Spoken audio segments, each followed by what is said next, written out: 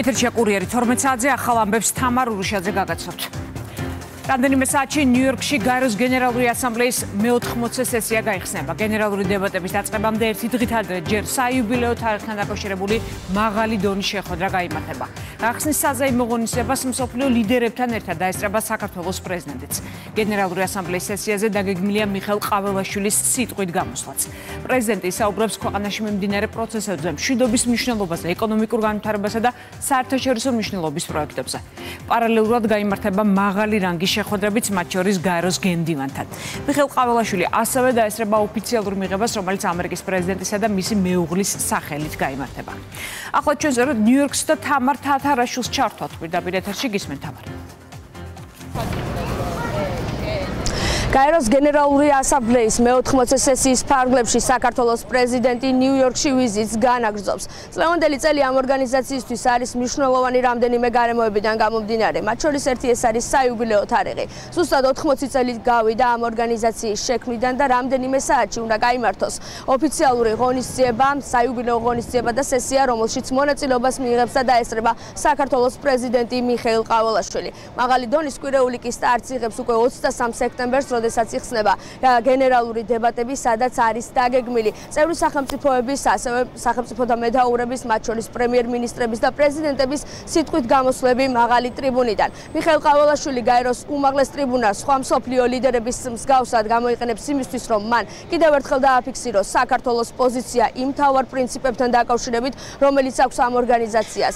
ეს პრინციპები კი არის უსაფრთხოება და მშვიდობა, ასევე ადამიანის უფლებები და ეკონომიკური განვითარება. საქართველოს პრეზიდენტი ვიცით, რომ მის სიტყვით გამოსვლაში ისაუბრებს იმ ნაბიჯებზე, რომელიც ქვეყანამ გადადგა უსაფრთხოებისა და გრძელვადიანი სტაბილური გარემოს შესანარჩუნებლად კავკასიის რეგიონში და აგრეთვე ისაუბრებს იმ ეკონომიკურ დადებით დინამიკაზე, რომელიც არის ბოლო წლების განმავლობაში ქვეყანაში. გარდა ამისა, ნიუ-იორკში ვიზიტის ფარგლებში მიხეილ ყაველაშვილი დაესწრება ღონისძიებას, რომელიც იმართება დონალდ და მელანია ტრამპის ინიციატივით. მაღალი დონის კვირეულის ფარგლებში მსოფლიოს ლიდერებთან ერთად საქართველოს პრეზიდენტიც მიმართავს მაღალი ტრიბუნიდან საზოგადოებას და გაამახვილებს ყურადღებას იმ წინსვლაზე, პროგრესზე, რომელიც საქართველომ გაინცადა განსაკუთრებით გაეროს პრინციპებთან მიმართებაში. ეს პრინციპები არასაკურველია პირველ რიგში მშვიდობა და უსაფრთხოება. ამ თვალსაზრისით საქართველოს ხელისუფლების მიერ გადადგმული ნაბიჯები, ეს არის უპრეცედენტო ეკონომიკური წინსვლა, რომელიც გაეროს ერთ-ერთი მნიშვნელოვანი საფუძველია. ეს არის მოსახლეობის ღირსეული თვითრეალიზაციის შესაძლებლობები. ასევე კვირის განმავლობაში საქართველოს პრეზიდენტის დელეგაციაში მყოფი საქართველოს საგარეო საქმეთა მინისტრი, ჯანდაცვისა და სოციალური დაცვის საკითხთა მინისტრი გამართავენ შეხვედრებს თავიანთ კოლეგებთან. საქართველოს დელეგაციას ხელმძღვანელობს საქართველოს პრეზიდენტი მიხეილ ყაველაშვილი, რომლის შემადგენლობაში არიან საგარეო საქმეთა მინისტრი და აგრეთვე ჯანდაცვის მინისტრი. მე-80 სესიის ფარგლებში მის და კაბინეტის წევრებს ასევე ექნებათ შეხვედრები მათ კოლეგებთან და მიიღებენ მონაწილეობას სხვადასხვა თემატური სახის დისკუსიებსა და ასევე სესიებში. მადლობა, ეს იყო თამარ თათარაშვილი და ჩართვა ნიუ-იორკიდან. თბილისში პოლიტიკური შეფასებების თემა ემანუელ მაკრონის განცხადება, რომელიც ამერიკის ელჩს საფრანგეთის შიდა საქმეებში ჩარევაში ადანაშაულებს. მაკრონმა განაცხადა, რომ დიპლომატმა შეცდომა დაუშვა და ასეთი განცხადებები მიუღებელია. საფრანგეთის პრეზიდენტი გულისხმობდა ჩარლზ კუშნერის ღია წერილს, რომელშიც ამერიკელი დიპლომატი მაკრონს ანტისემიტიზმის წინააღმდეგ არასაკმარისი ზომების მიღებაში ადანაშაულებდა. ქართულ ოცნებაში ორმაგ სტანდარტზე საუბრობენ და აცხადებენ, რომ ქვეყნის შიდა საქმეებში ჩარევა მიუღებელია, თუმცა როდესაც საფრანგეთის პრეზიდენტი ამ თემაზე საუბრობს, არ უნდა დაუწყდეს საქართველოში მისი ქვეყნის ყოფილი ელჩის შერაზ გასრის ქმედებები და განცხადებები, რომელიც მათი თქმით ღიად უჭერდა მხარს ოპოზიციას და არასამთავრობო სექტორს. ანუკა ბუავა გაგვაცნობს პოლიტიკურ განცხადებებს, ის კურიერს უერთდება, გისმენთ ანუკა. ჩარლზ კუშნერი ღია წერილში, რომელიც ემანუელ მაკრონს გაუგზავნა, წერს იმას, რომ ანტისემიტიზმი დრამატულად არის გაზრდილი საფრანგეთში. საფრანგეთის ხელისუფლება კი მის წინააღმდეგ საკმარის ნაბიჯებს არ დგამს, რაც საფრთხეს უქმნის ისრაელელების სიცოცხლეს. როგორც ამერიკის ელჩი საფრანგეთში ამბობს, ამ მიმართულებით მნიშვნელოვანი არის, რომ საფრანგეთის ხელისუფლებამ აქტიური და უფრო მკვეთრი ნაბიჯები გადადგას იმისთვის, რომ არ მოხდეს ძალადობის წახალისება. სწორედ ეს განცხადება და ღია წერილი აღმოჩნდა აღმოჩნდა ემანუელ მაკრონისთვის მიუღებელი. საფრანგეთის პრეზიდენტმა ამის შემდეგ ამერიკელი დიპლომატი დაანაშაულა ვენის კონვენციის დარღვევაში და საფრანგეთის შიდა საქმეებში ჩარევაში და როგორც მაკრონი ერთ-ერთ მედიასთან ინტერვიუს დროს ამბობს, დიპლომატი დიპლომატიის წესებს უნდა ემორჩილებოდეს. ადამიანისგან, რომელიც დიპლომატი უნდა იყოს, ეს შეცდომად და მიუღებელ განცხადებად მიმაჩნია. მსგავსი რამის გაკეთების უფლება არასდროს ექნება საფრანგეთის ელჩს. თუ თქვენ ადამიანი ხართ, ვისაც საკუთარი აზრების თავისუფლად გამოხატვა უნდა, ეს კარგია. თუ დიპლომატი ხართ, დიპლომატიის წესებს უნდა დაემორჩილოთ. ეს არ არის ელჩის გამოსვლა, ეს მიუღებელია.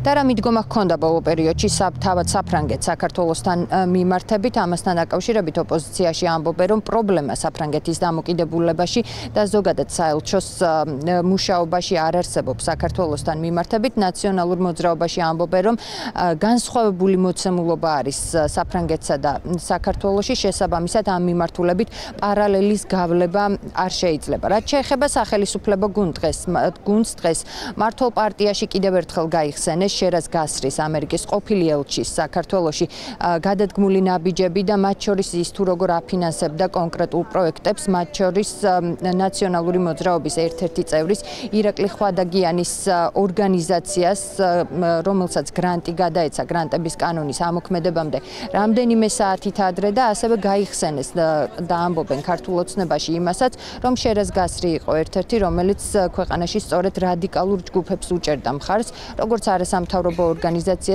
ორგანიზაციებს, ასევე აქტივისტებს და ასევე ოპოზიციონერ პოლიტიკოსებს, როგორც ქართულ ოცნებაში ამბობენ. ეს კი მიუთითებს იმაზე, რომ არის ორმაგი სტანდარტი და შესაბამისად ემანუელ მაკრონს კიდევ ერთხელ ახსენებენ დღეს მართველი გუნდიდან, როდესაც საუბარი არის ვენის კონვენციის დარღვევაზე, მას უნდა ახსოვდეს ის კონკრეტული ნაბიჯები, რომელიც ყოფილმა ელჩმა, საფრანგეთის ყოფილმა ელჩმა საქართველოში გადადგა. რაც შეეხება პარლამენტის თავმჯდომარე შალვა პაპუაშვილმაც ისაუბრა ამ საკითხთან დაკავშირებით და მან თქვა, რომ აუცილებელი არის დიპლომატმა დაიცვას ვენის კონვენცია.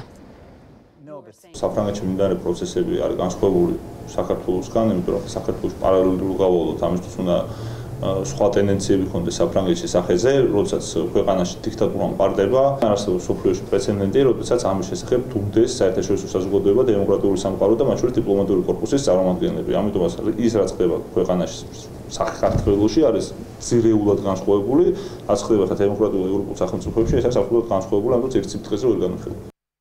რა თქვა კუშნერმა რომელიმე რადიკალურ გამოსვლას დაუჭირა მხარი საფრანგეთში? არა. დააფინანსა რომელიმე ორგანიზაცია, რომელიც საფრანგეთის პარლამენტს ცეცხლს უჩენდა და მოლოტოვის კოქტეილებს ამზადებდა? არა.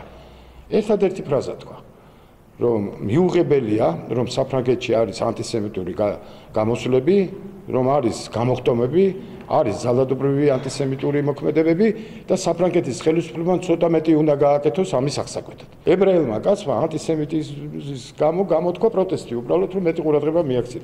აი ესეც კი ჩაუთვალეს შიდა საქმეებში ჩარევად. და წარმოგიდგენიათ თვითონ აქ რას აკეთებენ. არა თუ რაღაცა გამონათქვამი ეს მომწონს არ მომწონს. პირდაპირ ხდება ამ რადიკალური ჯგუფების დაფინანსება და წახალისება.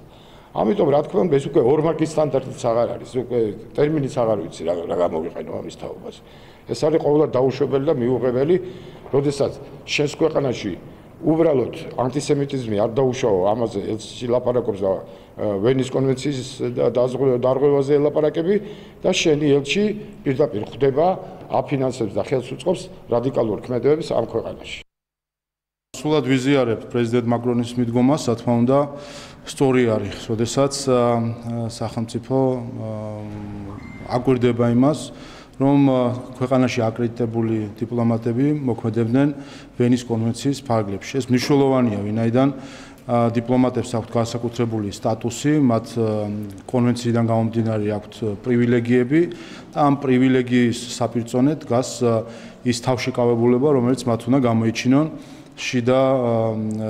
შიდა საკითხებში ჩარევისგან თავის შეკავების სახით. ასე რომ იმისთვის რომ ამა თუ იმ ქვეყნის პოლიტიკაზე ისაუბრონ, ამისთვის არსებობენ პოლიტიკოსები, არსებობს მათივე ქვეყნის ხელმძღვანელობა, თუმცა დიპლომატი, იმიტომაც ქვია დიპლომატი და პრეზიდენტმა მაკრონმა ზუსტად ამაზე ისაუბრა, რომ დიპლომატიის ფარგლებში უნდა დარჩენ, ისინი უნდა იყვნენ ხიდი ხელისუფლებებს შორის და არა მოქმედი პირი და აქტორი შიდა პოლიტიკაში. ასე რომ სულად მისასალმებელი არის პრეზიდენტ მაკრონის ეს დამოკიდებულება. ჩვენ ხედავთ სხვადასხვა ქვეყანა, როდესაც თავად ხდება ხოლმე სხვადასხვა ასეთი ჩარევის ობიექტი, მათ შორის არჩევნების ჩარევაზეც გახსოვთ საფრანგეთის განცხადება, როდესაც ილონ მასკთან დაკავშირებით ჰქონდათ პრეტენზიები.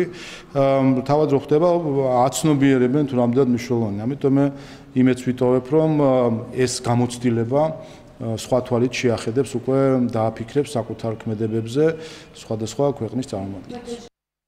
საფრანგეთის პრეზიდენტმა ამერიკის ელჩი საფრანგეთში ერთ-ერთ მედიასთან ინტერვიუს დროს გააკრიტიკა ემანუელ მაკრონმა, თქვა რომ ჩარლზ კუშნერი არღვევს ვენის კონვენციას და ისე ერევა საფრანგეთის შიდა საქმეებში. ეს განცხადება კი კუშნერის ღია წერილს მოჰყვა, რომელიც მან ემანუელ მაკრონს გაუგზავნა.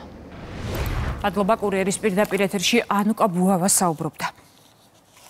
შეფასებების თემა გიორგი გახარიას ქონებასთან და დეკლარაციებთან დაკავშირებული მასალებიც, რომლებიც კურიერი პიესმა მოიპოვა. სიუჟეტში საუბარი იყო ექს-პრემიერის სავარაუდო კორუფციული გარიგებების შესახებ. როგორ გაიმარჯვა გახარიას ახლო გარემოცვის წევრმა აუქციონში, როგორ გადააფორმა ექს-პრემიერმა ქონებისა და ბიზნესის ნაწილი ნათესავებზე და მეგობრებზე და როგორ შეიცვალა მისი ფინანსური მდგომარეობა. მაყურებელმა კურიერი პიესის ეთერში ლიკა ალელიშვილის სიუჟეტი ნახა, ის თემაზე მუშაობას განაგრძობს და ახლა პოლიტიკურ შეფასებებს გაგვაცნობს. გისმენთ ლიკა. დიახ, თამარ, კურიერი პიესის მიერ მოპოვებულ დოკუმენტებს და მომზადებულ რეპორტაჟს გამოხმაურებები მოჰყვა ქართულ პოლიტიკურ სპექტრში. პარლამენტის თავმჯდომარე მიიჩნევს, რომ გავრცელებული ინფორმაციით შესაძლოა დაინტერესდნენ შესაბამისი უწყებები. პარალელურად ჩალვა პაპუაშვილი ამბობს, რომ მას კითხვები აქვს გიორგი გახარიას ფინანსებთან დაკავშირებით, მაგალითად იმასთან დაკავშირებით, თუ რა ფინანსებით და რა თანხებით ახერხებს ცხოვრებას საზღვარგარეთ ოპოზიციონერი რამდენიმე თვის განმავლობაში. პარალელურად პარლამენტის თავმჯდომარეს აინტერესებს თუ რითი ფინანსდება გახარიას პარტია. რაც შეეხება ოპოზიციას, მიხეილ სააკაშვილის პარტიაში აცხადებენ, რომ ისინი უკვე დიდი ხანია საუბრობენ გიორგი გახარიას შესაძლო კორუფციულ გარიგებებთან დაკავშირებით და მიუთითებენ გამოძიების დაწყების აუცილებლობაზე. კორუმპირებულები იყვნენ, ჩვენ ამ შესახებ სისტემატურად საუბრობდით, თუმცა ამის გამო ვიყავით მათ შორის ხშირად ძალიან ხისტი სიტყვიერი შეურაცხყოფის ობიექტის მისი ყოფილი თანაგუნდელების მხრიდან, რაც შეეხება ზოგადად გახარიას დღევანდელ საქმიანობას, ნამდვილად ვერ მოგახსენებთ, არც თქვა ინტერესებს, ვიდრე ეს ადამიანი აღარც ოპოზიციურ საქმიანობაში იღებს მონაწილეობას აქტიურს და არც არაფერში არ უცით ახლა ზუსტად რა საქმიანობს, ამიტომაც დიდად ინტერესის მომგვრელი არ არის ვის სახელზე რას აფორმებს. შეგახსენებთ, რომ მე ამას წინ ვიკითხე, რომ ის რომ გიორგი გახარია ბერლინში ცხოვრობს, რა თანხით ცხოვრობს და ვიეჭვე რომ უცხოელები აფინანსებდნენ და მისმა თანაპარტიელმა თქვა, რომ არანაირი უცხოელები თავის თავს თვითონ აფინანსებსო. როდესაც თვითონვე აღიარეს, რომ აქვს მას ის ქონება და შესაძლებლობა, რომ ბერლინში ფუფუნებაში ცხოვრობდეს, არ ვიცი. ასე რომ რაც შეეხება ამ საკითხებს, თუ კი რაიმე აქ მნიშვნელოვანი არის, ალბათ შესაბამისი სტრუქტურები დაინტერესდებიან და გამოიკვლევენ ამ საკითხს, რასაც გვაქვს ერთ-ერთი შედეგების მხრივ შეგვიძლია ვთქვათ, რომ ადამიანზე არ ვიცი ხა მაგის პარტიას ვინ აფინანსებს, ეჭვი მაქვს რომ თავად აფინანსებს ალბათ და ცხოვრობს საზღვარგარეთ, იქიდან ხელმძღვანელობს საკუთარ პროცესებს და საარჩევნო კამპანიას, ამისი თანხებიც ჰქონია. ასე რომ აგვიხსნას მაშინ წარმომავლობა ამ თანხების. კურიერი პიესის წყაროს ინფორმაციით გიორგი გახარიას ქონებისა და ბიზნესის ნაწილი გაფორმებული აქვს თავისი თანაპარტიელი შალვა კერესელიძის სიძის სახელზე. პარალელურად სამეგრელოს მოსახლეობა ექს-პრემიერს ბრალს სტეპს მიწების ნათესავზე გასხვისებაში და აუქციონზე მიზანმიმართულად მის გამარჯვებასთან დაკავშირებით. ამასთან ერთად კურიერი პიესის მიერ მოპოვებული დოკუმენტებით მტკიცდება, რომ გიორგი გახარიას, როდესაც 2014 წლის დეკლარაციაში ასახული ჰქონდა საკრედიტო დავალიანებები, მოგვიანებით ეს დავალიანებები გაქრა და გახარიას ანგარიშებზე გაჩნდა გარკვეული თანხები, თუმცა ამ ფინანსების წარმომავლობა გაურკვეველია. მადლობა ლიკა ალელიშვილი საუბრობდა პირდაპირ ეთერში. კორუფციის წინააღმდეგ მიმართული მმართველი გუნდის ინიციატივა ბიუროზე დღეს დარეგისტრირდება. ცვლილებების თანახმად კონკრეტულ სამოხელეო დანაშაულში მხილებული ადამიანების ქონებრივი მდგომარეობის მონიტორინგი 30 წლის განმავლობაში გაგრძელდება. ამ პერიოდში შესაბამისი პირი ვალდებული იქნება ანტიკორუფციულ ბიუროს საკუთარი ქონებრივი მდგომარეობის დეკლარაცია ყოველწლიურად წარუდგინოს. რაც მმართველი გუნდის შეფასებით მისთვის ქონების ლეგალიზებას სასჯელის მოხდის შემდეგაც გამორიცხავს. რა თქმა უნდა გრძელდება კორუფციასთან ბრძოლა, რომელიც ბატონმა პრემიერმა დაანონსა, როგორც კი ბატონი ირაკლი კობახიძე პრემიერ-მინისტრი გახდა, ჩვენი ძალიან ამბიციური გეგმა რომ ტოპ-3 ქვეყანაში შევდიოდეთ კორუფციის სიმცირის კუთხით. ამისთვის შეიქმნა მთავრობის ეფექტურობის დეპარტამენტი. ამისთვის გაძლიერდა სახელმწიფო აუდიტის სამსახური და ბატონი კაპიტაშვილი გადავიდა ხელმძღვანელად. ძალიან ბევრი ღონისძიება ტარდება ამისთვის და ეს კანონის რა თქმა უნდა ერთ-ერთი, ასე ვთქვათ, მექანიზმი არის იმისთვის, რომ კორუფცია დავამარცხოთ საქართველოში. შიდა ქართლის პოლიციამ 2 კილოგრამამდე მეთადონი და 9 კილომდე ალფა პვპ ამოიღო. დაკავებულია 3 პირი, მათ შორის 2 უცხო ქვეყნის მოქალაქეა. კაბოძების ინფორმაციით ნარკოტიკები საქართველოში სატვირთო ავტომობილი შემოიტანეს და რეალიზაციის მიზნით აზერბაიჯანის მოქალაქეს გადასცეს. პოლიციამ ნარკოტიკული ნივთიერებები სწორედ მისი მანქანის ჩხრეკისას ამოიღო, ის საბარგულში იყო დამალული.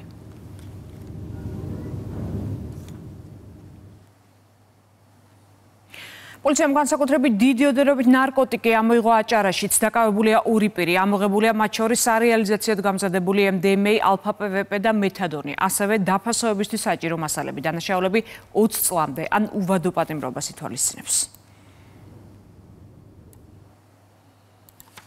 ერთი პირი დაკავა ნარკოტიკის უკანონო შეძენა შენახვისა და გასაღების მცდელობის ფაქტზე საპატრულო პოლიციამ ამოღებულია 20 შეკვრა დაფასებული სარეალიზაციოდ გამზადებული ნარკოტიკული საშუალება, დიდი ოდენობით ფხვიერი და კრისტალური მასა, ასევე ელექტროსასწორი.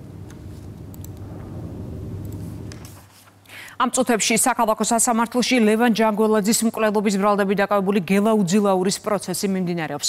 დღეს ბრალდების მხარის მტკიცებულებებს იკვლევენ. ჯანგველაძე 14 მარტს ჭავჭავაძის გამძირზე მოკლეს. პროკურატურის ინფორმაციით უძილაურმა ხალხმრავალ ადგილზე ცეცხლსროლი იარაღი და რამდენჯერმე ესროლა ლევან ჯანგველაძეს და მის მძღოლს. ჯანგველაძე შემთხვევის ადგილზე გარდაიცვალა, ჩადმონელი საავადმყოფოში გადაიყვანეს. დანაშაული 16-დან 20 წლამდე ან უვადო პატიმრობას ითვალისწინებს. დღევანდელ სასამართლო პროცესზე გაგრძელდება ბრალდების მხარის მტკიცებულების გამოკვლევა. დღეს სასამართლო პროცესზე ბრალდების მხარე დაკითხავს 14 მოწმეს. ამ 14 მოწმიდან არიან უშუალო შემსწრე პირები, ვინც მკვლელობას შეესწრენ, ასევე ექსპერტები, გამოკვლეული იქნება არაერთი ნივთიერი მტკიცებულება, მათ შორის დაიკითხება ტაქსის მძღოლი, ვინც გადაიყვანა ქარელის მიმართულებით გელა უძილაური და გამოკვლეული ყველა მტკიცებულებით დადასტურდება კიდევ ერთხელ, რომ გელა უძილაურმა ჩაიდინა შეკვეთით და ანგარებით განზრახ. გაიხსნა თბილისის მოსწავლე ახალგაზრდობის განახლებული სასახლე. ღონისძიებაში მონაწილეობა მიიღეს პრემიერმა, თბილისის მერმა და კულტურის მინისტრმა.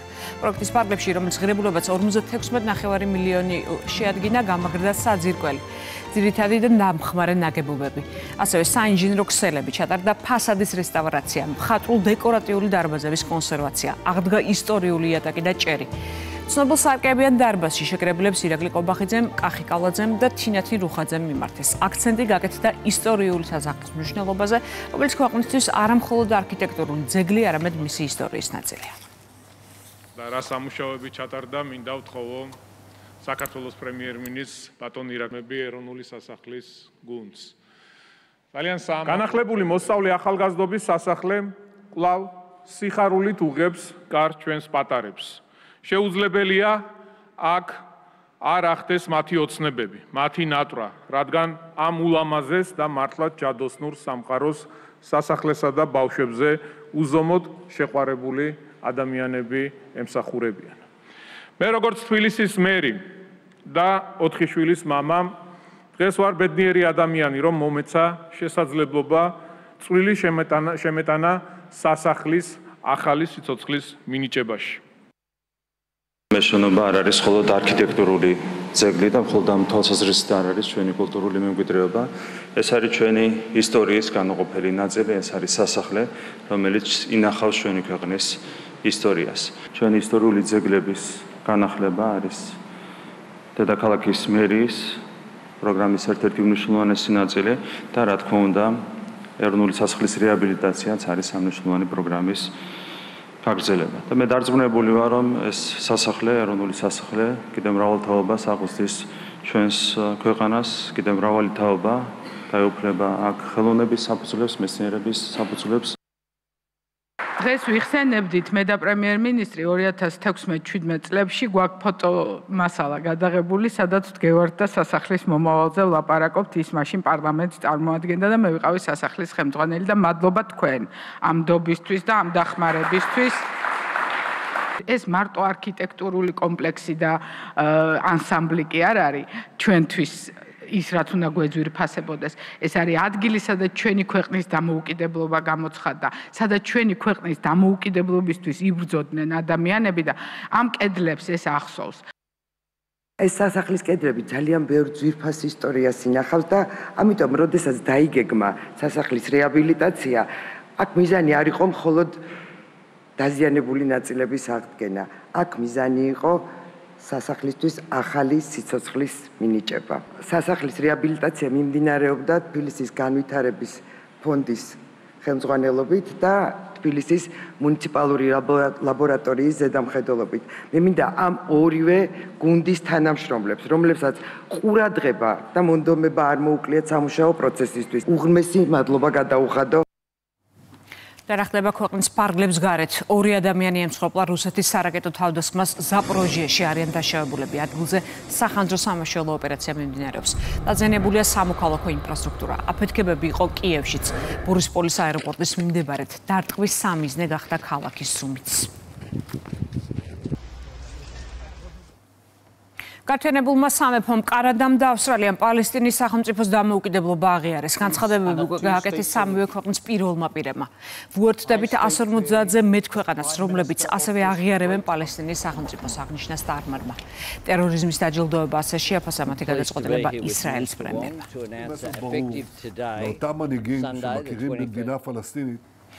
თალიბანის უარი ტრამპს ავღანეთის შეერთებულ შტატებს ბაგრამის სამხედრო ბაზას არ უბრუნებს. ფრანს 24-ის ინფორმაციით თალიბანის წარმომადგენელმა ტრამპს დოჰაში ხელმოწერილი შეთანხმება შეახსენა და ურჩია ქვეყნის შიდა საქმეებში არ ჩაერიოს.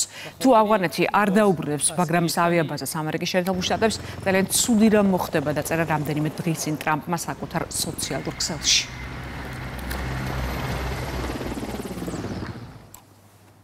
ევროპის უმსხვილესი აეროპორტები შეფერხებით მუშაობს. მიზეზი კიბერთავდაცვაა. ბრიუსელის აეროპორტში ბორტზე რეგისტრაციის ავტომატურ პროგრამას პრობლემები აქვს. თანამშრომლები მგზავრებს ხელით არეგისტრირებენ. აეროპორტი ავიაკომპანიებს დღევანდელი რეისების ნახევრის გაუქმებას თხოვს. იგივე პრობლემის გამო რამდენიმე დღეა ჩვეულ რეჟიმში დაბრუნებას უშედეგოდ ცდილობს ბერლინის, ბრანდენბურგის და ლონდონის აეროპორტები. ათობით ათასი ადამიანი დაესწრო მოკლული კონსერვატორი აქტივისტის ჩარლი კირკის ხსოვნისადმი მიძღვნილ ღონისძიებას.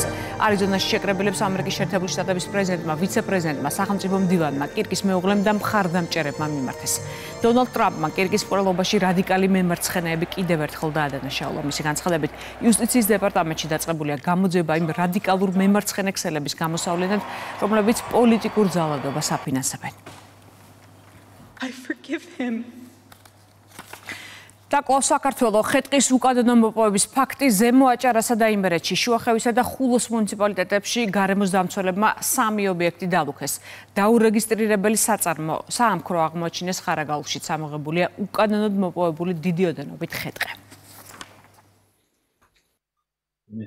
გარემოს დაცვითი ზედამხედველობის დეპარტამენტის თანამშრომლების მიერ დალუქულია უკანონო სახეხი საამქროები და დიდი ოდენობით ხეტყი. უკანონო ტყის სარგებლობის ფაქტების გამოვლენისა და აღკვეთის მიზნით აქტიურად ვიყენებთ თანამედროვე ტექნოლოგიებს. პარალელურად გამკაცდა სანქციები.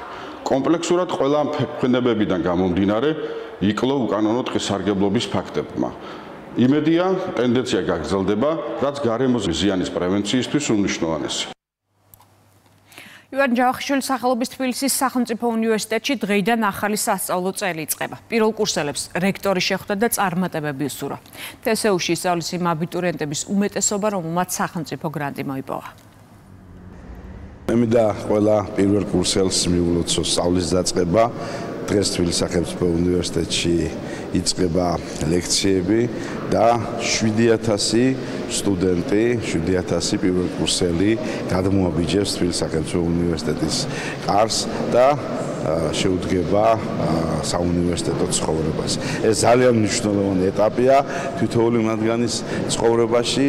რა თქმა უნდა, უნივერსიტეტი ხდება ამ დღეს ახალი ინფრასტრუქტურით, ხდება ახალი სახელმძღვანელოებით და ჩვენი სურვილია, რომ მართლაც კარგი სტუდენტობა ჰქონდეს თითოეულ ჩვენ სტუდენტს და თითოეულ თესაუელს. საუბრეთ გაცვლით პროგრამებზე, ასევე პროექტებზე, სადაც შეგვიძლია მივიღოთ უამრავი ინფორმაცია და გარე აქტივობებზეც. ჩემი შთაბეჭდილება კიდევ ამ უნივერსიტეტზე ის არის, რომ საკმაოდ ისეთი არის, კავკასიაში მართლაც ნომერ პირველი არის და მინდა რომ ეს უნივერსიტეტი დავამთავრო და რა ვიცი, მივიღო მაქსიმალურად მონაწილეობა ამაში. თბილისში მალე ახალი ონკოლოგიური ცენტრი გაიხსნება. კლინიკა, რომელიც ლუბლიანას 21 ნომერში განთავსდება, მთლიანად იქნება ორიენტირებული ონკოლოგიისა და რადიაციული თერაპიის სერვისებზე. თოდოს კლინიკაში პროექტის პრეზენტაციას ჯანდაცვის მინისტრი დაესწრო. სამინისტროსთვის განსაკუთრებულად მნიშვნელოვანია, რომ მუდმივად მზარდი იყოს და მუდმივად განვითარებადი სამედიცინო სერვისები, რომელსაც აწვდიან სულ ერთი ეს კერძო დაწესებულებები თუ სახელმწიფოს მართვის ქვეშ ყოფი დაწესებულებები. მუდმივად ეს უნდა იყოს თანამედროვე საჭიროებების კვალდაკვალ განვითარებადი, სწორ მკურნალობასთან, სწორ დიაგნოსტიკასთან ერთად განსაკუთრებულად ღირებული და მნიშვნელოვანი პრინციპია პაციენტის კმაყოფილება.